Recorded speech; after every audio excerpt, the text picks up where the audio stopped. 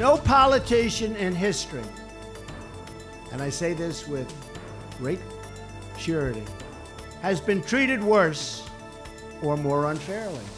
Self-pity and pushback from the president before he leaves on his first foreign trip. Did he cross the line with comments about James Comey? We'll ask Miami Congressman Carlos Curbelo. He is with us live. Traffic, the public transportation in this county, excuse my language, sucks. Oof. Getting to the goal, Team Beckham takes on community concerns as it works to build a new soccer stadium. Today is about the future of a signature bridge for Miami. FDOT picks the design and the company to build the I-395 bridge, but some say the selection process was flawed. Good morning. Welcome. Great to have you with us. Another day, another bombshell involving the President of the United States. And this week it got serious. Did it ever? If your head is spinning, you are not alone. The week started with the revelation that President Trump had shared highly sensitive intel at his meeting with Russia's foreign minister and ambassador in the Oval Office. By Friday, we learned the president had called James Comey, who he fired, a nut job and crazy. And then former FBI Director Robert Mueller was appointed special counsel to lead an investigation into whether the Russians meddled with the presidential election and whether the Trump campaign colluded. Congressman Carlos Curbelo, who's made a few headlines of his own this week, he was among the first to raise impeachment as a possible outcome to the investigations. He represents the 26th Congressional District, Southwest Miami-Dade and the Keys. He is a Republican in a district that is increasingly leaning Democrat. So great to have you with us in the studio today. Thanks for having me. My pleasure. Congressman, great to have you here. All right, you were the first member of Congress to raise the verboten word impeachment, and you didn't say it had been committed, but you said it had possibly been committed. Yeah, the D.C. media made a big deal out of this when I was just answering a question. It was a hypothetical question, but the question was if the president did in any way try to interfere, impede a federal investigation, would that rise to the level of impeachment? Well, any federal official, whether it's a member of Congress, the president, a bureaucrat, who tries to get in the way of any kind of federal investigation, especially an FBI investigation, that's very serious. That's usually regarded obstruction of justice. And in the past, the House of Representatives, who is the jury, so to speak, has regarded obstruction of justice an impeachable offense. Now, do I believe that a crime was committed, that justice was obstructed? No, it's too early. We need the facts. So what I've been calling for and what we're going to get is James Comey in the Congress testifying in public, which is one of the conditions I laid out, and under oath as to what happened. And after he does that, after he brings forward any evidence that he may have, there's allegations that a memo exists, maybe some notes, then I think we'll be in a better place where we can actually decide what happened and what's the best way forward. What do you make of the president himself taking to Twitter every morning? It seems like in the morning people wake up to see what the president has to say. He himself has admitted doing and saying certain things that might fit into your definition of obstruction of justice. For instance, and the New York Times reported this, the president told the New York Times that he said to Comey, I hope you can let this investigation go. He himself of General Flynn. Of General Flynn and General Flynn's involvement in Russia, and also what he admitted was saying that he himself has come out and said certain things, admissions. I mean, what do you make of the president's own admissions when it comes to that? My advice to him would be what we see at the movie theater when we sit down right at the beginning. Silence is golden. So that would be my first advice to him. Stop me before I tweet again? He certainly doesn't contribute to the situation by making these statements, these tweets. What I will say again, there are a lot of people out there rushing to condemn the president. There are others rushing to exonerate him, others in the administration. That is all premature. We need the facts to come out. We now have a new independent counsel who is trusted and respected by members of both parties, Bob Mueller. He is going to conduct a thorough investigation. It is going to take some attention and importance away from the congressional investigations, but those will continue anyway, and Director Comey will be in Congress sometime in June. So let's just take a deep breath. Let's wait for all of this to be flushed out, and there will be time to reach conclusions. Congressman, we have learned this week that Mr. Comey, as an experienced prosecutor and working in the FBI, keeps a detailed notebook of any serious conversation he has. In the FBI, they call it the 302 form, where you write down what you said, what the other person said. And what it's going to come down to when he appears before the Senate Intelligence Committee is a test of credibility. Who do you believe, the former FBI director or the President of the United States? And my gut feeling is that most people in this country are more inclined to believe James Comey. What about you? It's possible. We'll have to see what his notes say. I'm not going to prejudge whatever it is he wrote down. I'm not going to prejudge his memorandum.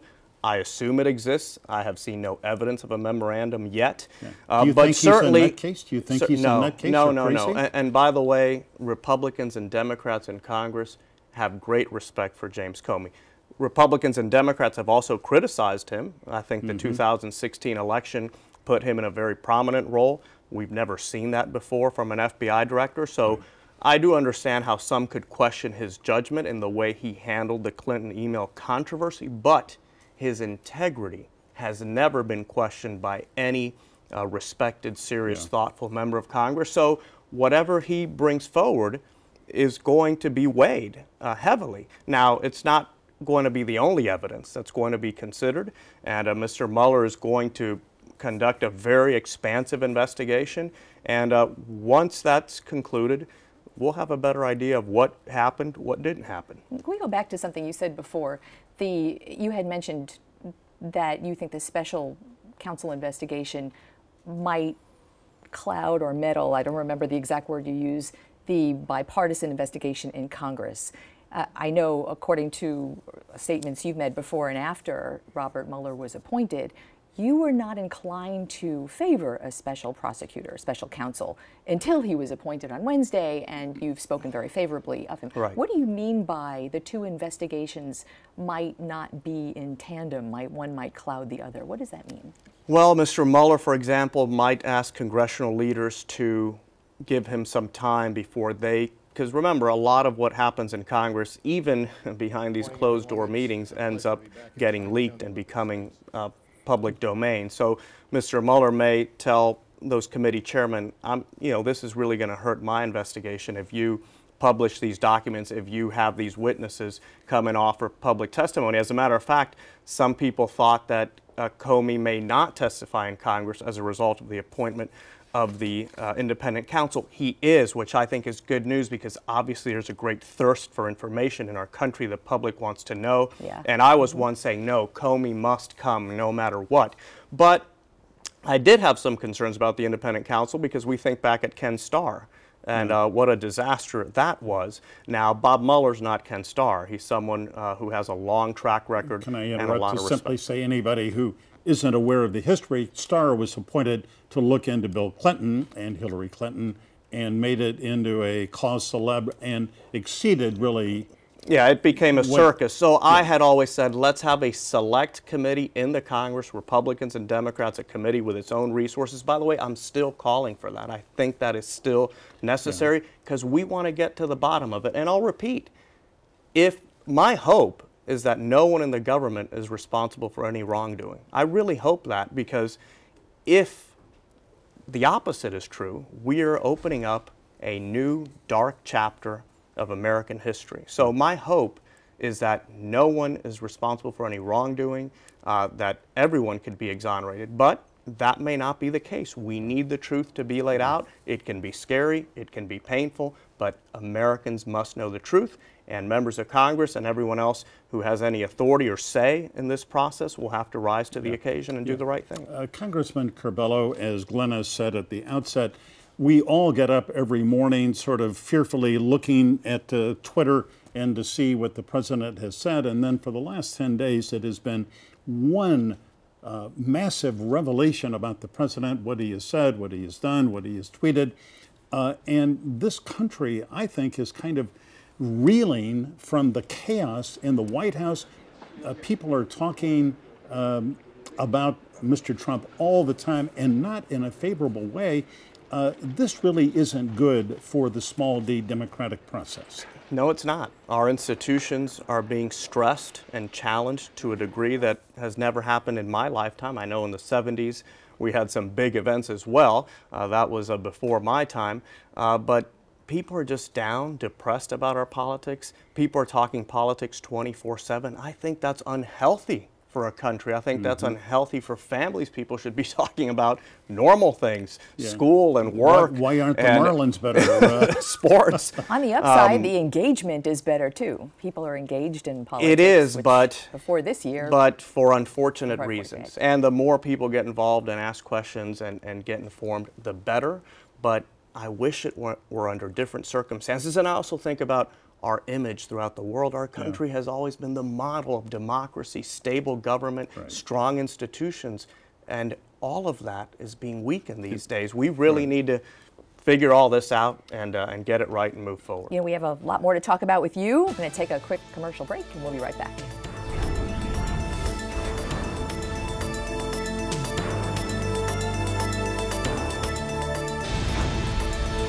Welcome back. Live in our studio this morning, Congressman Carlos Curbelo. Congressman, you voted for the American Health Care Act. It passed by 2 votes in the House of Representatives. Now was sent over to the Senate, where they're going to completely redo it. But we have never seen, you have never seen, the scoring by the Congressional Budget Office, which analytically and in a nonpartisan fashion says, here's how much it will really cost, the effect it's going to have. A lot of people would say it wasn't wise to even vote on this before the CBO score came out. Michael, the easy thing for me to have done, the politically expedient thing to do, and I think that's pretty obvious when you look at some of the polls out there, would have been to just vote no and say, this is not good enough, I'm out. However, I promised, and many elections have been won calling for better health care. Obviously, the ACA was unpopular for a very long time, and many of us... I'm sorry, I beg your pardon, but roughly what, 70,000 constituents in your congressional district are enrolled, whatever the shortcomings of Obamacare. That's right. They don't want to lose their insurance. That's right. And what I want is a better solution for all those people and for many others who are still uninsured today. So I promised that I would go to Congress and work for better health care. So what we did in the House was advance this conversation. We did get a CBO score. That CBO score raised some concerns. I expressed concerns publicly about it. Before the vote, you got that? Yeah, we had an initial CBO score. There were some changes made to the legislation. They were minor changes for the most part that really we don't think are going to significantly alter the CBO score. And that's why we decided to proceed. Now, I remind people, voting a product out of the House is not the end of the legislative process. It is one step.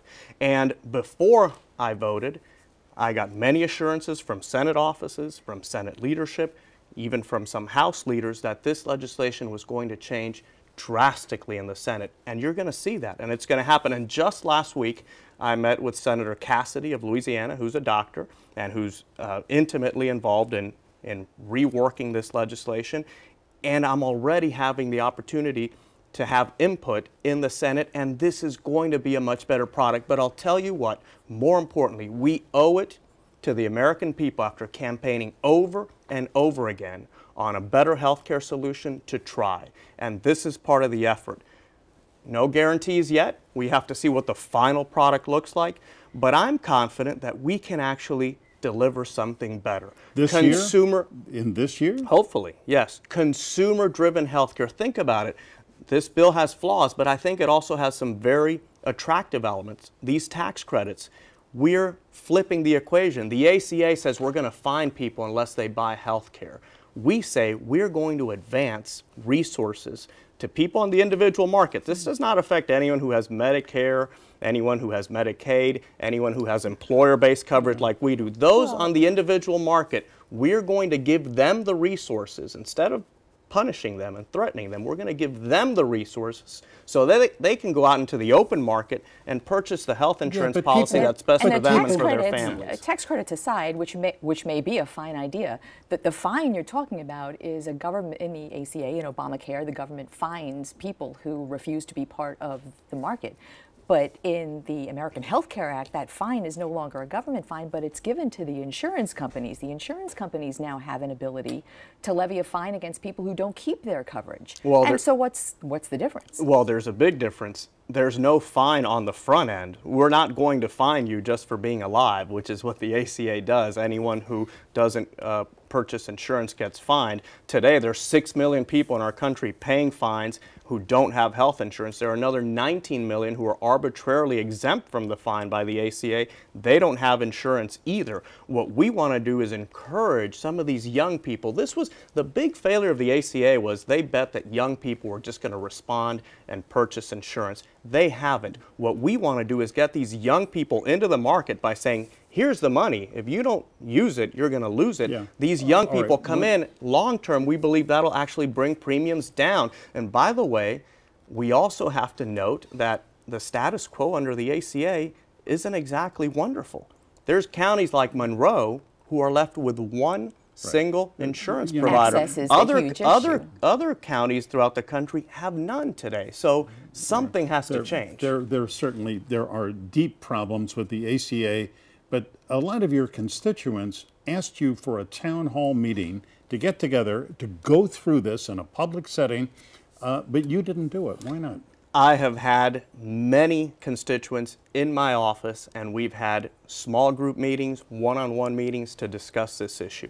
Anytime anyone calls and says, I want to have a meeting, I say, come on in. Come on into the office. You'll meet with me for as long as you'd like. I met with the Women's March movement in my Key West office.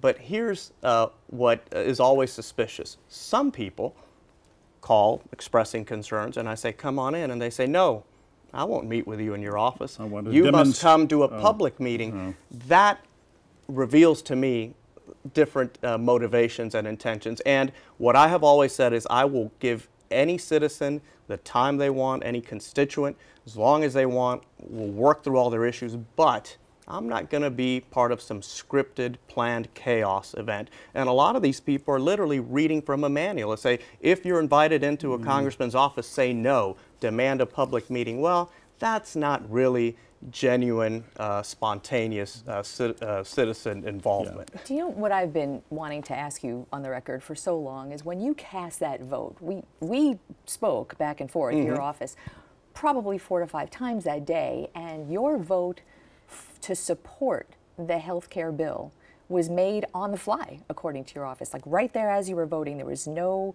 way to know prior to, and you had 2 versions of an explanation ready to go. What tipped the hand?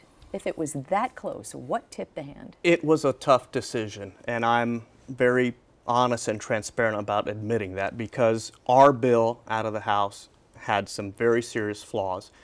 At the end of the day, I had gotten a lot of assurances from the Senate. I was talking to Senator Rubio's office, Senator Thune's office, up until a few hours before the vote. And I said to myself, we need to continue this conversation. This product that we're voting out today, it's flawed, but it is not going to be the final product. Let's give consumer-driven, patient-centered health care a chance to have a true hearing in the Congress and the House and in the Senate. And due to the nature of this bill, it had to start in the House. I would have preferred for this bill to start in the Senate, but because it had a tax title, it had to start in the House. Yeah. So it was kind of like a gut check, say, yeah, let's continue this conversation. We owe it to the people who we've been promising for years that we would try to do better. The president promised all through 18 months of the campaign, and I think Congress, when you ran, you made promises as well. Well, unfortunately, we're out of time. We have a lot of questions we wanted to ask you. No tax reform. Tax reform is the most important thing that Congress can do for the American people. The Democrats have got a target on your back because you are a Republican in a majority Democratic district. But plurality. We'll do that again. Which would make this a good place for you to come again Another and again, day. right? Anytime. Carlos Anytime. Curbelo, Thank thanks you all. very much. This week, the Trump administration levied sanctions against the justices of Venezuela's Supreme Court as that crisis in that country deepens. A live report from Caracas is next.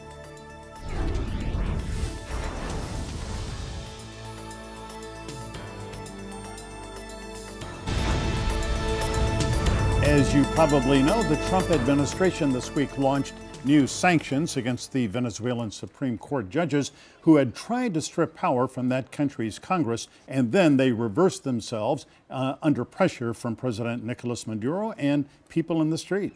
After those sanctions were announced late this week, the Maduro government lashed out immediately, calling the move U.S. meddling and telling President Trump to go home. Our colleague in Caracas, right there, Corey Weddle, is in the middle of it all. Cody joins us now from Caracas for some perspective on the events of this week. Cody, hello. Good morning. Hello, good morning to you guys. And as we got that news this week that the Trump administration would be sanctioning those 8 magistrates of the Supreme Court, the protests and the demonstrations continued in the streets. Yesterday, we once again saw massive crowds in the streets here in Caracas, so absolutely no sign for now that the numbers at these street demonstrations are declining and the opposition continuing with its efforts to sort of diversify their protest movement. They called for a protest at night this week as well. That was actually pretty controversial because Caracas here is one of the most dangerous cities in the world, so they later sort of changed the concept of that protest to a candlelight vigil. And as we surpass the 50-day mark of these protests, it's also becoming increasingly clear that if these protesters and the opposition want to affect change, they will need something else.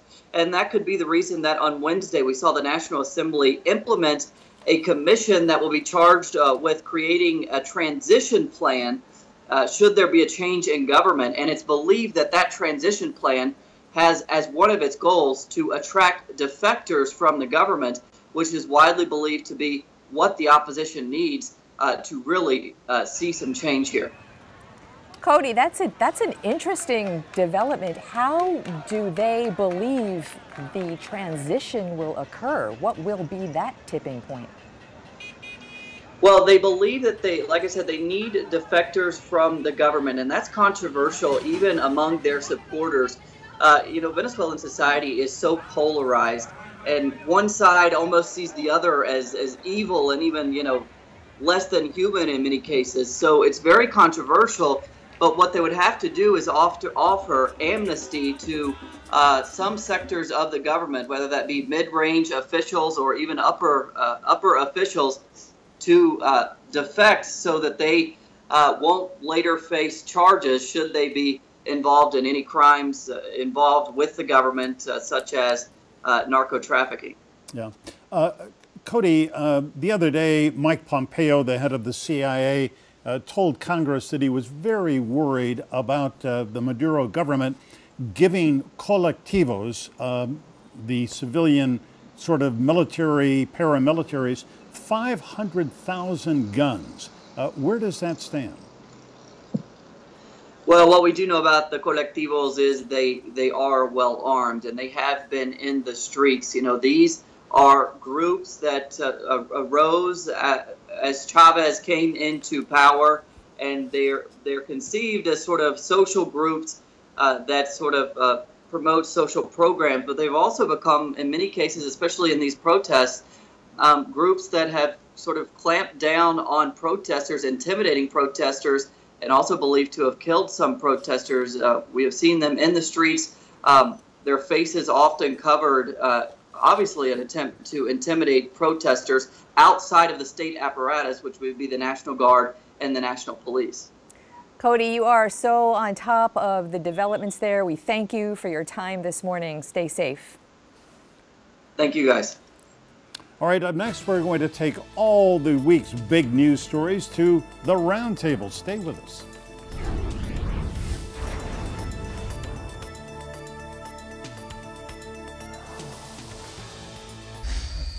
There was so much that happened this week that deserves discussion and analysis, and yes, a little opinion. And boy, we are going to get it now from our Powerhouse Roundtable. And we have such a good one for you today. Let's get right to the introductions. Steve Bosquet is the Tallahassee bureau chief for the Tampa Bay Times, a veteran of covering Florida government and politics. In the past, he's worked at the Miami Herald and right here at Channel 10. Absolutely. Mary Lee Cancio is a Miami-based attorney and activist in the Republican Party and a Roundtable regular, as is Marlon Hill, an attorney and partner in the Hamilton, Miller & Berthasell firm in Miami, and he is also a radio broadcaster. Welcome. Thank you. Good morning. Right. Glad to have you all. Steve, great to have you down from Tallahassee Thanks. for a little perspective on the legislature, and we'll get to that in a minute. Mary Lee, I just can't remember. Every week we seem to say, boy, this was just the craziest week in Washington, and then the next week exceeds whatever happened. The last 10 days have just been extraordinary.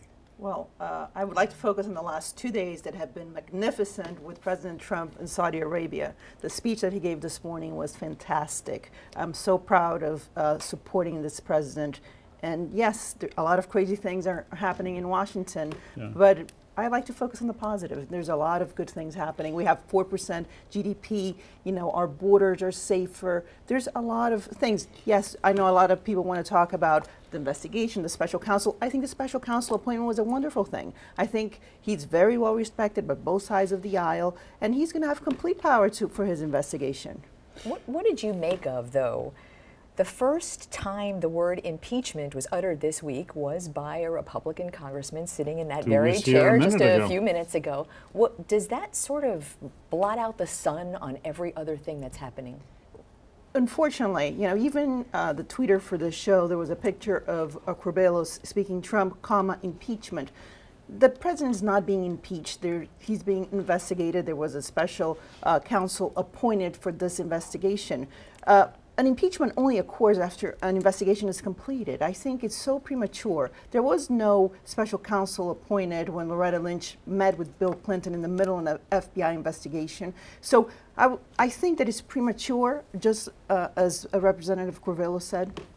I think we're caught in the vortex of the superlative as to whether or not things are in the turmoil, chaos. Are they magnificent? I think, are they not? Well, our lens are totally skewed, all self-inflicted by the president. You know, the president seems, this new normal for me, and this frustration of getting my arms around this presidency, is how he wants to conduct his business of government.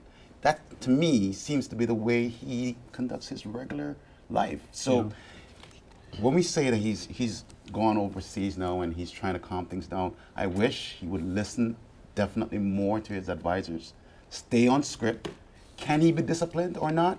Yeah. That determines whether or not we're in turmoil or not. Steve Bosquet, you know, when we learned late this week that in that meeting with Sergei Lavrov, the Russian foreign minister, and Sergei Kislyak, the Russian ambassador to the U.S., that he had said that he had fired Comey, who was a nut job and crazy, and that the pressure was now off.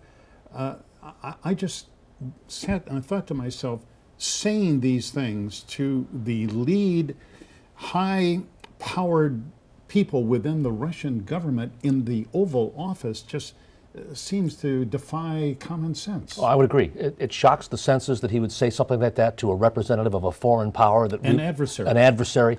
And the nut job, a term, you know, another this lax use of the language by Trump. For the foreseeable future, the most important person in Washington is Robert Mueller, the independent counsel. And I'm going to paraphrase Charles Krauthammer, the conservative columnist, who said something like he's the most politically untouchable guy in Washington right now. Yeah. And in addition to that, we're going to be hearing, as unfortunately for a lot of Republicans, we're going to be hearing the two words under investigation for a very long time in this country. Right. Well, it could mark the Trump presidency. I mean, Richard Nixon obviously was marked by Watergate, and we have a feeling right now, no matter what Mueller discovers, Mary Lee, this is a presidency. The Wall Street Journal noted yesterday that you're going to say Donald Trump and you're going to say Robert Mueller's special investigation, no matter what he finds. Well, but Under Bill Clinton, we had the Whitewater investigation. And he Yeah, was that's also not equivalent. He was actually impeached. He was actually impeached by the House of Representatives. No, not because he lied about. No, but it was as part of the Whitewater investigation.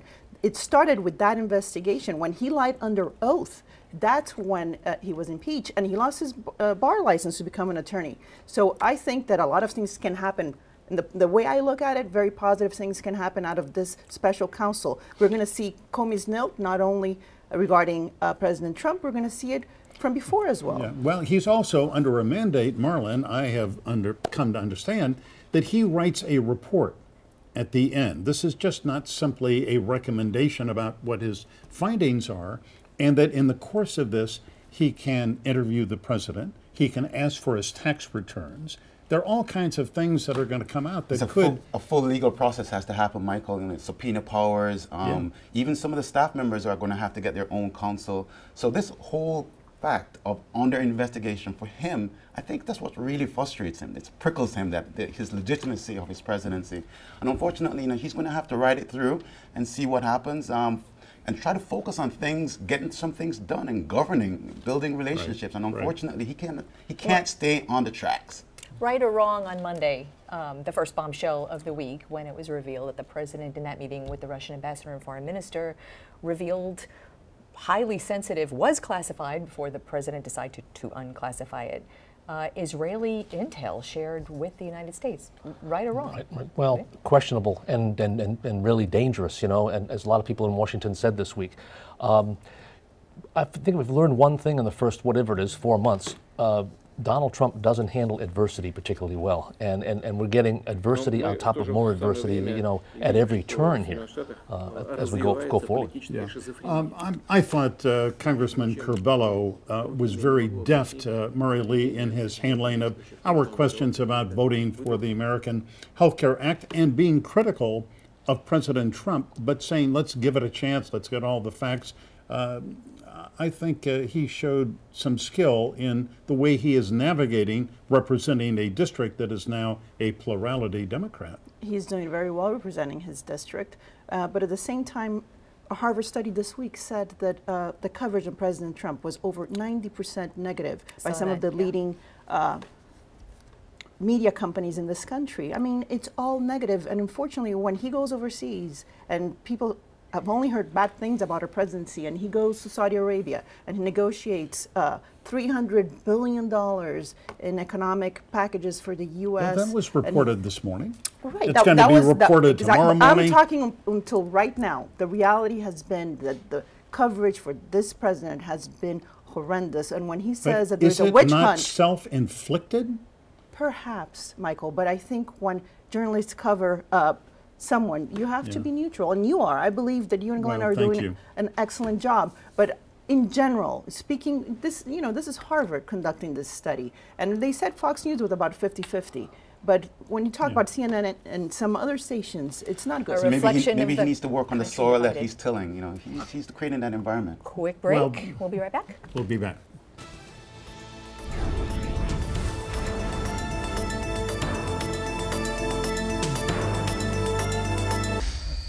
Welcome back. We are in the midst of a robust roundtable here. And Steve Basquet, you are the bureau chief of the Tampa Bay Times. We see your reporting regularly in the Miami Herald. Glad to see it there, along with other Times reporters. And you just spent 2 months covering the legislature. They passed a $83 billion budget in secret. Right. I mean, this was after House Speaker Richard Corcoran pledged before the session began, going to be the most transparent session ever. But in the end, it wasn't. They took it underground and near the end, and you had the added dynamic of Richard Corcoran being a very, very good and tenacious tactician, lumping money and policy in the same bills and handing this to Rick Scott as a take it or leave it proposition. This year, this is the 20th year of Republicans being dominant at all levels in Tallahassee, in the legislature and the executive branch. It's not going well. You know, you have this open fratricide, you have philosophical and personal mixing together, and lo and behold, something I never thought we'd see, this budget was done with such secrecy and lack of transparency that now Rick Scott is claiming the high ground for transparency. Okay. Right. As a matter of fact, on Friday, Governor Scott was in Miami, and I asked him what he is going to do. Here's what he said. Governor, what are you going to do with the education bill? Are you going to sign it, veto it? Well, as you know, this the budget, got to me just at the last minute. It was basically done in secret. So I'm reviewing just like everybody else is. I can tell you, I talk to families. Here's what they care about. They care about jobs. They care about education. So I'm going through every line of the budget. They're generally every year there's about 4,000 lines of the budget. But what surprised me this year is how much it was done in the secret. What's he going to do? I don't know, but I hope he vetoes the education portion of it. It's really bad for Miami-Dade College, where I sit as a trustee. We stand to lose over $20 million. This is probably the worst year for our college that helps so many people in this community. And yes, it was done in secrecy. And I know that the governor didn't see that budget until after they passed That's it. unfortunate. Are we now the moonlight state instead of the sunshine state, that things are being discussed in secret? I mean, that's very troubling to me. Yeah. But I do expect him to veto this bill. Superintendent Carvalho is hitting the streets, going to several town hall meetings to take the message to the people. And I think Governor Scott is getting a little outfoxed here by Cochran. In his last year, he's now learning the game of politics, Governor Scott, and hopefully he can catch up by doing some things that will finish his agenda. Did they have a number for, is veto override already being looked at? It is, but this is the interesting thing right here. I think Rick Scott's going to veto the education part of the budget. I really do. And this has House Bill 7069. Well, no, that's the policy bill with charter schools. I'm talking about, as you said, the actual money, the money. One. And Alberto Carvalho and superintendents around the state are holding town hall meetings. I've never seen this in a long time. Right. The last governor who vetoed the entire education K through 12 budget was Bob Graham in the 1980s. It's exceedingly rare to do this. That forces them back into special session. They could override them by a 2/3 vote of both houses, but guess what? You need Democrats to do that. That means Democrats would have to be against putting more money into public education, which we're not going to see in the state. Yeah. So Scott is almost override proof on this issue of vetoing the education spending part of the budget. Right. I have to say, I went to a wonderful public school in the Shenandoah neighborhood in March before the session began. The governor went and he promised we're going to allocate more money for education in the history of the state. And Marlon, what they've wound up with is $25 additional for kids K through 12. I think when you've got a $3 billion revenue addition and you give $25 per student, totally it's insufficient. Pitiful. Totally pitiful, Michael. Insufficient. And we definitely will need a special session to have a real robust debate on public education, school choice, and the priority, our kids. Michael, what Richard Corcoran did there was he took more than $400 million of education money and parked it outside what you're describing. And he's trying to argue it both ways. And the money he parked outside is for two things: this big expansion of charter schools and a teacher bonus program that is highly controversial because it's tied to test scores and so forth. So, I think Rick Scott's going to veto that bill as well. And we're going to go back and start from scratch here. A lot of more time in Tallahassee. This week, Lana, you attended a meeting near Overtown, on the subject of a new soccer stadium that David Beckham and his group want to build. Where's that stadium? Well, just a point of clarification, I watched it. I wasn't there in person. I thought you were there. But no, this was, after 3 years of silence about the plan for the soccer stadium. We first saw this rendering that night when the community did. And these are people from the community of Overtown and Spring Garden, right there where the soccer stadium is going to go. And they heard really for the first time about the plans that might affect their neighborhoods. But what's so interesting about this, I know Marlon, you can talk all about this, there is no public money here. There's a public lot of land that Team Beckham wants to buy, but there's no public money involved. So really, how much say will the community have in getting benefits when there is no public money to barter with? There's no other bigger soccer fan than Marlon Hill. Being a big fan of Manchester United and Beckham, and that's all good. But you're talking about Overtown, a community where I-95 went through and took the heart out of this community. At a bare minimum, this community deserves the respect and the dignity to have a conversation around the Thanksgiving table as to how this project is going to impact them, Michael. You have Spring Garden on the other side, but there's no full discussion as to the benefits to the community, whether it's jobs, whether it's opportunities with black contractors, the internships for kids playing soccer or otherwise. There needs to be a robust community benefits package for a project like this. In the 30 seconds left, and I'm sorry to sort of give it short shrift here, but this week the Florida Department of Transportation chose a winner for the I-395 bridge design, and Overtown plays a big role because Overtown was split apart in the 60s, and if we have the picture, here is the winning design. This is the Archer Western Des Moines design, but it only won by half a point, and who knows what's going to happen because the mayor says we got to have more public discussion. We don't know if we will. So another big item, and I'm sorry we can't talk about it more, but that said, so thanks for coming in, Marilee, Marlon, Steve, great to have you come in. Thank you very much.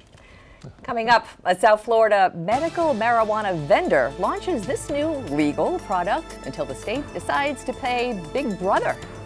Stay with us.